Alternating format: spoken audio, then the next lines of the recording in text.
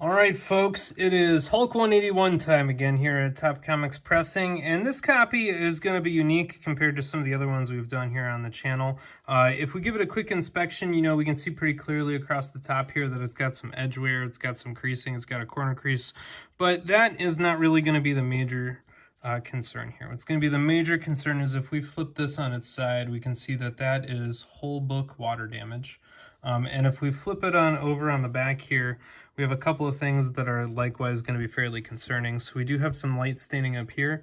These spots initially I thought was mold, and I was about ready to send this back to the owner with this book unhandled, because I don't deal with mold. It's one of the things I just flat out skip. But these actually feel like paint blotches or something else. So they're raised up. They're all perfectly spherical. And upon closer inspection, they definitely do not look like mold spores.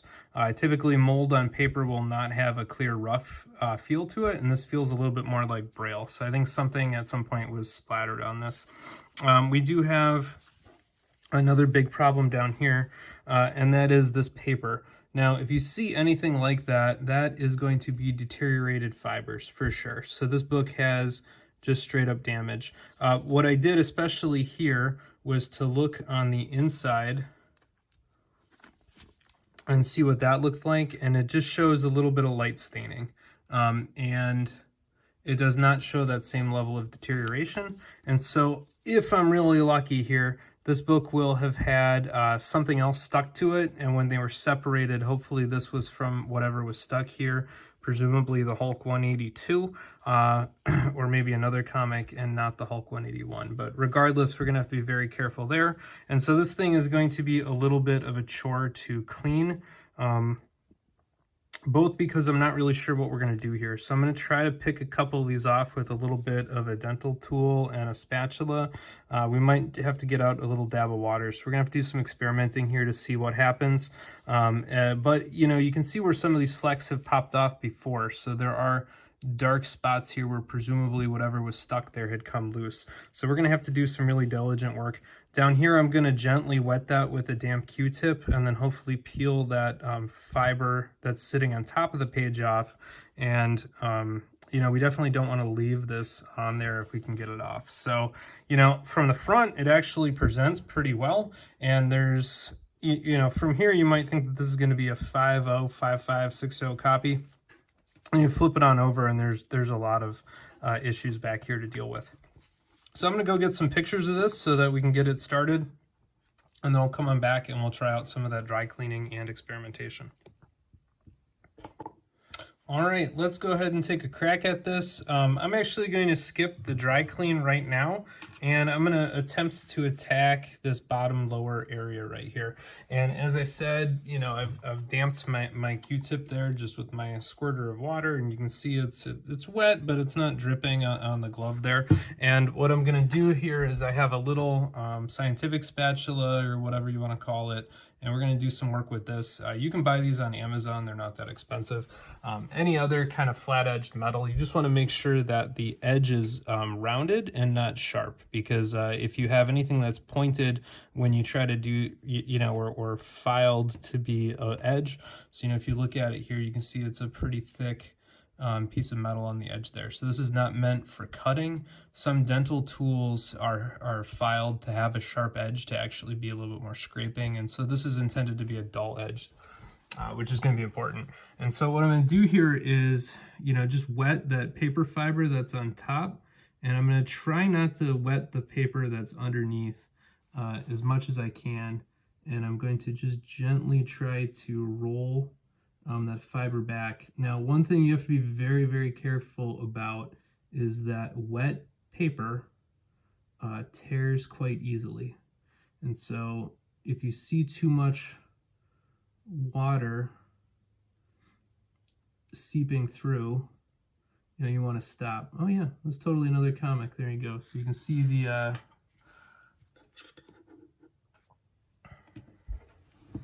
little dot printing right there on the little piece we got off. I don't know if I can identify the issue from there, but it's totally what it was. It's sitting on some other comic book.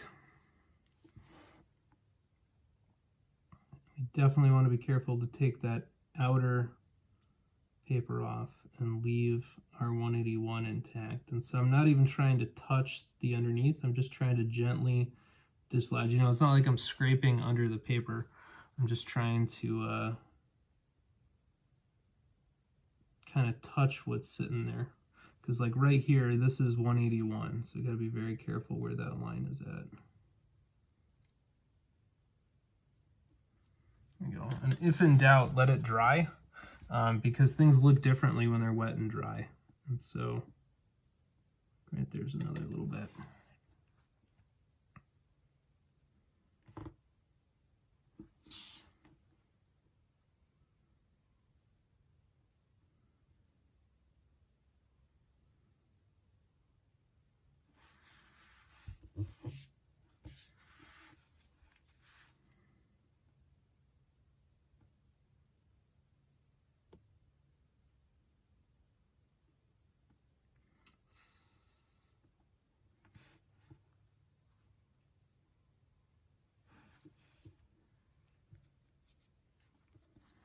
Working on a Golden Age book that I bought for myself a couple weeks ago that had something similar, and I just touched it, and a chunk like this fell off. I was pretty heartbroken. It's similar paper deterioration from moisture, and it was, you know, calling it eggshell thin is doing it injustice to eggshells, because it was beyond eggshell thin. It was 100% just gone. And again, you do not want to scrape the underlying paper. The really, really fine layer of gloss on that 181, if you're lucky, will give you enough of a barrier from the paper sitting on top of it to peel it off. So again, we just want to have that top wetted, not the 181.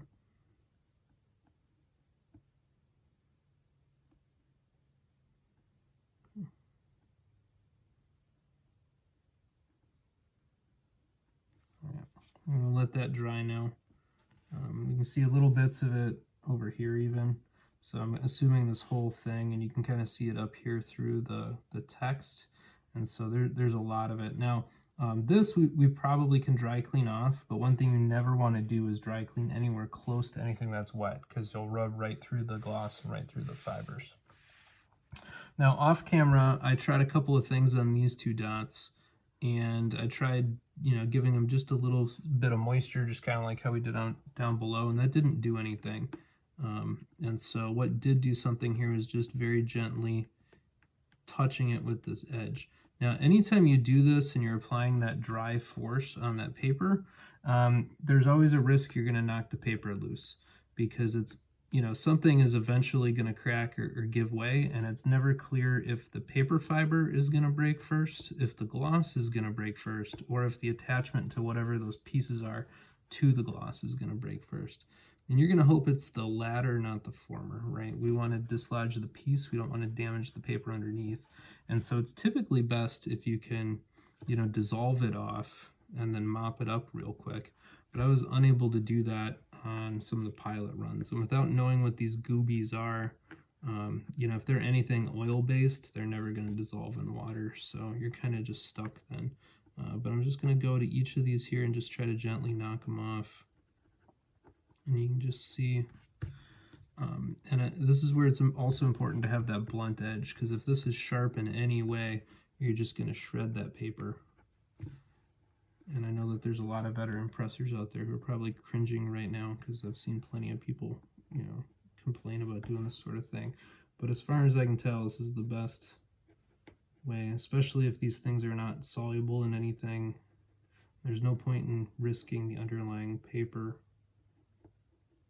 especially if they seem to pop off okay, which they do. And we kind of had that hint because some of the dots were dislodged already. I don't know what it is. I don't know if they burned the paper.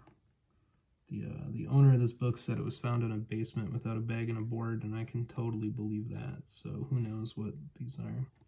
But I don't think that they're mold. I'd be very worried if I did. Like I said, I don't do mold.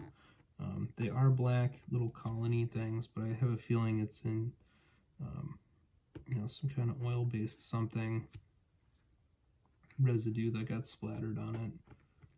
Just does not look like it's mold to me. That one does, maybe a little bit. Or if it is mold, it's been dead for a long time.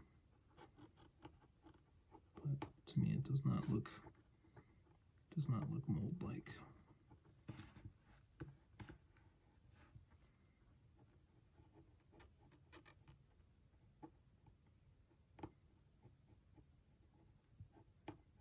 I think we're getting most of them there, though.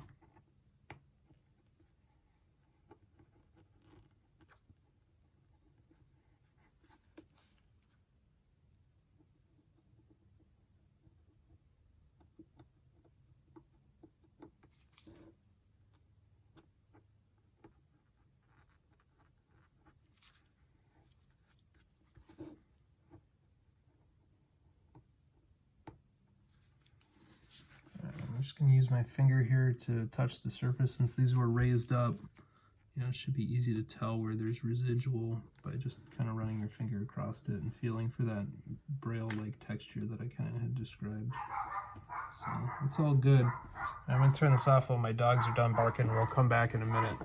All right, now I think we're ready for our standard dry clean. I gave the book a look over, and there's actually not a ton to dry clean off in terms of dirt. So, if there's one saving grace for this book, it actually is not too dirty. I did notice, however, that there is a whole book water stain on those inner wraps. So I think that's going to end up maybe lowering the grade from where I thought this thing would initially go. I actually don't know where CGC is going to put this, because there's a lot of kind of unique defects. And I hope that they don't slam it, because again, from the front, it actually looks pretty good. And while there is creasing, it's not catastrophic creasing.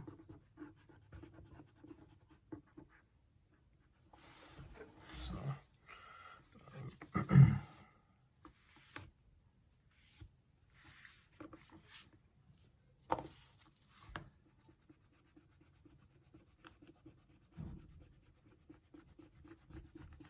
we'll do our standard now. The spine did not look like it had too many issues, and surprisingly, the staples actually look pretty good too. So I think that's all okay. I'm going to dry clean up here per the usual, and hopefully if there's any residual crud to clean out, we can knock it out of these spots. These spots do, unfortunately, if you look, go into the interior cover, and so that's really going to limit what we do, as well as having a really dark page quality. And like I said, there's whole staining, so if you look right there, there's a line. So the combination of that's really going to limit what we're going to want to do from a stain removal standpoint.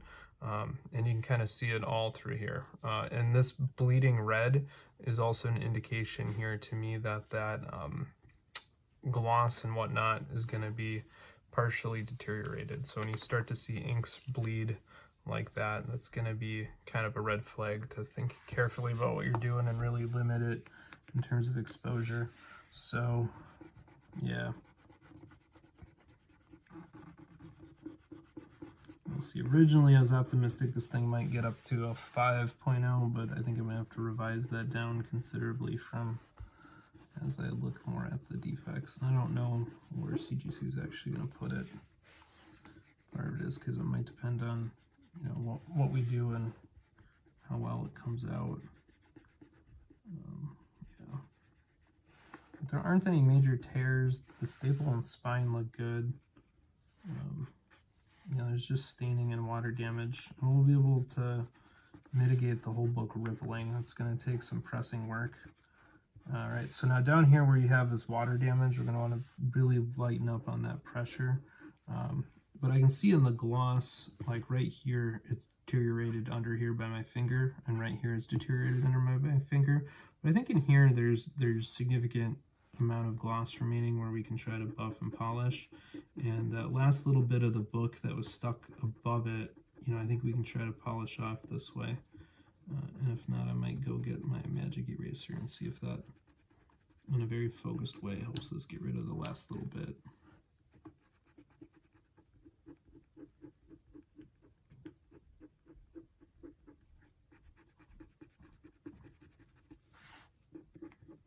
definitely compared to what was there. I don't feel anything on here. I'm just going to try to make sure. Oh yeah, that's what I needed to do there, is just scrape that off. Very focused. There's been about 10 minutes in between the last little video and now. And so those fibers dried out quite a bit over that time.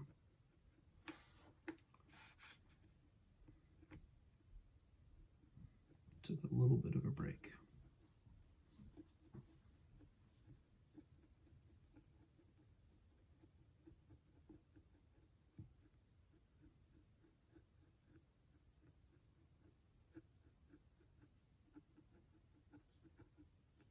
Very convenient that whatever's stuck on here left some pretty clear grays and browns to attempt to remove. So this is definitely slow and tedious here.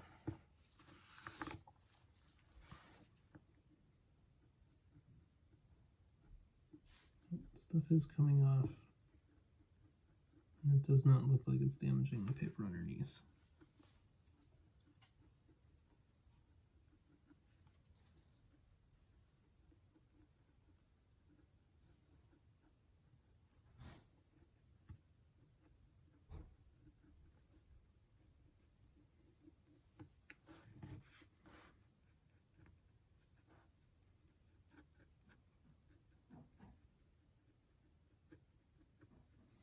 Okay. That's about all we're going to be able to do there. And I actually don't think that there's a whole lot more to dry clean. All right, so this thing, I'm going to give a very light 2 treatment blue LED to the front. I don't think that's going to do a ton, but there is some really light foxing in here. I wouldn't mind mitigating and lightening up just a little bit so CGC doesn't blast it too much for that. And hopefully we can get a little bit of carryover to mitigate some of this damage that's down there. I'm going to do 2 to the back to try to make some of these blotches a little bit lighter. And, you know, we're never going to remove these sorts of things, but hopefully these really, really light areas we can get to go away just to help minimize some of that overall damage. And this is one where we definitely do not want to over whiten it because it clearly is a, you know, environmentally exposed book. After that, we're gonna, you know, we'll come back and do a quick check-in with it, and we're probably gonna have to do a quick press just to try to get everything to lay as flat as we can. Depending on how good that does, you know, we might have to come up with some ironing here starting at the middle to try to flatten out this whole book water damage, because that goes all the way through the whole book. You can just see it everywhere. You know, it's just literally every page has a wrinkle and a wave to it, and it's quite obvious if you just hold it on its edge there. I mean, you can see the border. So that's unmistakably whole book water damage. So that's what we're going to do here, and I'll come back and let you know how that goes. All right, folks, I attempted to give this one a blue light overlay treatment on the back cover, and I think the back cover is just too wrinkly and warped from all that water damage for the overlay to sit nice. It does look a little bit better, but we're gonna try to actually press this thing flat before we continue to do any more blue light treatments with that overlay. So for this book, with this level of moisture damage, there's a couple of things I'm going to do a little bit differently. The most important of which is I'm going to overhydrate it. So I'm going to give it about 150% hydration. And that's going to be important because you need those paper fibers to soak up all of that moisture so that they can wiggle and flatten out. You know, anybody who has ironed clothes knows that you need to get a little bit of humidity on the clothes. Same thing is true with the paper. We're not going to spritz water on this like you might do with some clothes, but what we are going to do is hydrate it and make sure that the inner pages have a good amount of humidity. Now, typically, if you over humidify a book, it's going to look quite wavy when it's done, and to try to prevent that, what we're going to do is actually press this at a lower temperature. So I'm going to set it at 145, and I'm going to press it for 25 minutes. So I'm hoping that lower temperature for that longer period of time just helps push some of the humidity then back out of the paper, and also gives it more time to move into place under the temperature. So for a book from the 70s, you shouldn't really cause any damage with a longer press as long as it's, you know, under an hour. and not too high of a temperature. So I would not recommend ever going above 175, and I wouldn't recommend going over an hour, but anything in that kind of ballpark should not cause damage. It's overkill for most stuff, but with the amount of wrinkling and bending on this, what we're basically going to do is over humidify it and then try to slowly dry it out with a little bit of an extended press. And so that's going to be the strategy here. All right, here's a quick look. This book now is through one of the presses, and you can see in the raking glare there, it is smoothed out quite a bit. And if I hold onto the Hulk there, so that's really good. If we flip it on over, we've got similar, so I'm just going to take that glare from the light through the whole book so you can see that. We were really worried about the water damage on the bottom here, and you can see now that those pages are pretty well flattened out. We do have that little bit of a wave, so if you look over here and you just follow it over here, you can see that little bit of a wave, and that's just from having the paper over humidified. So this thing, what I'm going to do now, since it's ostensibly flat, is do the blue LED treatment on the front cover, do the blue LED treatment on the back cover. We'll probably do 2 treatments of each. And again, we're not going to be able to help these really dark spots, but what we're going to hope to be able to do is lighten up the little patches like right in here, and some of those just very gradual, maybe we can help out this little bit over yonder. And the goal there is just to minimize how much CGC counts as staining, because they're going to view it based on this total surface area stained.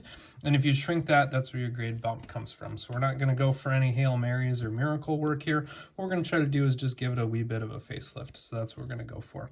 All right, stay tuned for that. All right, here is a pre-press look at this Incredible Hulk number 181. So this thing's already gotten quite a bit of TLC from us, and it looks pretty sharp. So the whites look pretty good. They're not as bright as, say, a brand new sheet of paper. If we compare that, we can see it's definitely brighter on the paper. But the colors look vibrant, and of course we don't want to push it. As I've said in other videos, when you see the surface damage up here, those are the spots where you're going to lose that color and lose that ink first, so we don't want to start washing anything out, particularly over there. Flip it on over. We did successfully remove chunks of paper, and especially the area down here looks, I would say, a heck of a lot better. There's a little bit of residue and there's a little bit of kind of that pattern, but overall it looks really good. And as I kind of predicted, the dark spots over here for that splatter are going to stay, but the area over here I would say looks a lot better and sharper just on average. And of course the back cover just looks, I would say, a lot brighter and hopefully better from the eyes of the CGC grader. Now, one thing you will notice is that there is some exposed wrap on the front here of this comic. As I look at it, I've been trying to figure out if that is a roll or what's the deal with that. I think it was miscut. So if you look here, you can just see that kind of V pattern in the pages. That's pretty standard for Silver Age books. It's a little bit more atypical for a Hulk 181 era, but that's what happens when you get sheets of paper that are all the same size and you fold them up, and then the next one you put on the outside is going to be exactly the same size, but the width of the paper on the inside is going to make it just a little bit shorter on the edge. And so what happens is the center wrap ends up protruding the longest, and then you end up with a V back from that. And I think that's all that's going on right here. And if you look at it, you have that nice V where the center wraps are the ones protruding out, and then the cover goes all the way back. And you can see that too, because on the back cover, if we push that down, you can see exposed wrap up here as well. And so because of that, there's not really a spine roll or anything to fix. And the staple also makes me a little nervous to do that. So if we look at this staple right here, you can see that there's a little bit of a staple tear or a split starting right by that staple. And so we definitely don't want to push or stress that one unless we want to detach it. So the combination of all those things, I think, are going to make me want to leave this open edge just as it is, mostly because I think if we flattened it out and refolded it, we wouldn't get it a whole lot better. And so that's at least where I'm at with it. So this thing now is going to go in the humidity chamber. Now we did over humidify last time, and we do have an ostensibly flat book, particularly with how wavy this thing started with. It looks pretty good compared to where it was at the beginning if we flip it on over this way. So we do have still some light ripples that have kind of reemerged as we've exposed it to humidity with the blue LED process. So I'm going to give this thing now a standard hydration and then press it at my standard 155 degrees, backer board at the center fold, and then I'm going to put sheets of cardstock under the front cover and the back cover, and so we'll see how that goes. I'm gonna humidify it for a little bit and then press it for 15 minutes, and then I'm gonna give it a 12-hour cool down, and we'll take a peek at it 12 hours from now. All right, folks, here we are with this copy of the Incredible Hulk number 181. So it now lays flat. So if we check that out in that bag, you can see right across the bottom there, that is a nice smooth book. I did take multiple before and after pictures of this thing in a variety of angles, so we'll be able to see those when this is done. But for the moment, I think this book is going to get ready to get sent on out to CGC. So we have here a finished result. Now the back does look better compared to the before shots, but it does not look completely clean or anything like that. I think on a book with the level of damage that this one had, just taking the best you can get with it is going to be, at least that would be my advice. And even if we did try to really push all of that, there are a lot of accumulated defects just on this cover that, from arm's length looks really good, but when you start looking at it a little bit more closely, you can see all those defects. So this book was going to be mid-grade, even in the best cases scenario, and I think it's worth leaving a little bit on the table just to make sure our handiwork is not too terribly obvious. And we definitely don't want to remove any ink trying to do a whole bunch of spot hops, especially because, we do know that both the paper and the gloss are compromised in places, especially like right in here. That's all going to be really exposed color. And so, all right, folks, time for the CGC verdict on this copy of The Incredible Hulk number 181 we've been working on. Now, this thing needed a lot of work, and we knew it was not going to be a high-grade issue when we were done with it, but I'm pretty proud of the end result here. This one came back a CGC 4.0 copy with off-white pages. It looks fantastic with that red Wolverine in the top corner, and all in all, considering, where this thing started with, I think it came out quite well. So this one I'm a little bit more proud of than maybe the average Bumsky. So if you enjoyed this one and watching me kind of fix it up, please go ahead and give a thumbs up on the channel. Go ahead and click that subscribe button down below. And most of all, Excelsior!